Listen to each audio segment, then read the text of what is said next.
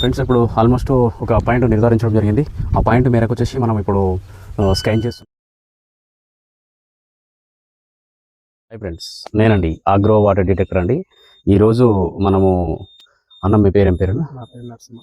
అన్నగారి పేరు నరసింహ. ఊరు కథలు కూడా శబ్దపురం వర్షంతో ఉంటుంది కదా. ఓకే, ఎన్ని ఎకరాలు ఉందన్న?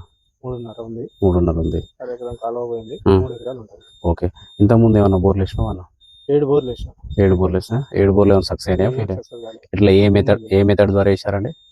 ఎట్లా వేసినావు? మామూలుగా పైన యాపపులతో వేసింది. పురాతన కాల పద్ధతిని పాటించి మనకు కొబ్బరికాయ మెథడ్ ద్వారానే చూడడం జరిగింది.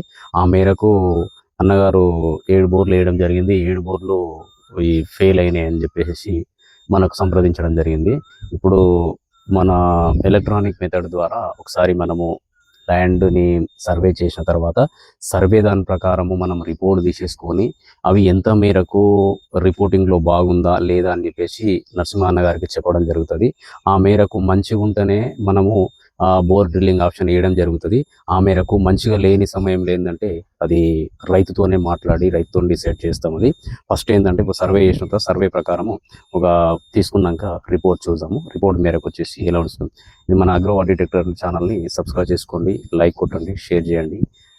ఇది ఈ విషయాలలో ఏంటంటే మనకు ప్రతి విషయము రైతు అనే అవసరం ఉంటుంది కాబట్టి ఈ మేరకు ఛానల్ మటుకు ప్రతి ఒక్కరికి తెలిసి ఉంటే ఏదైనా సమస్య ఉన్నా కానీ మనకు కామెంట్ రూపంలో కానీ ఏదైనా సమస్య ఉంటే ఫోన్ ద్వారా అని చెప్తుంటే సాధ్యమైనంత వరకు మీ సమస్యని పరిష్కరించడానికి చేయగలమని చెప్పేసి ఈ సందర్భంగా తెలియడం జరుగుతున్నది మన agro water detector. Okay, thank you.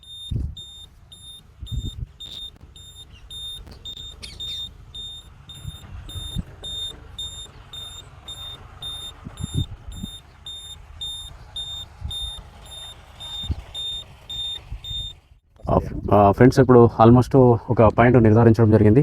ఆ పాయింట్ మేరకు వచ్చేసి మనం ఇప్పుడు స్కాన్ చేస్తున్నాము. కంప్లీట్ అయిపోయింది.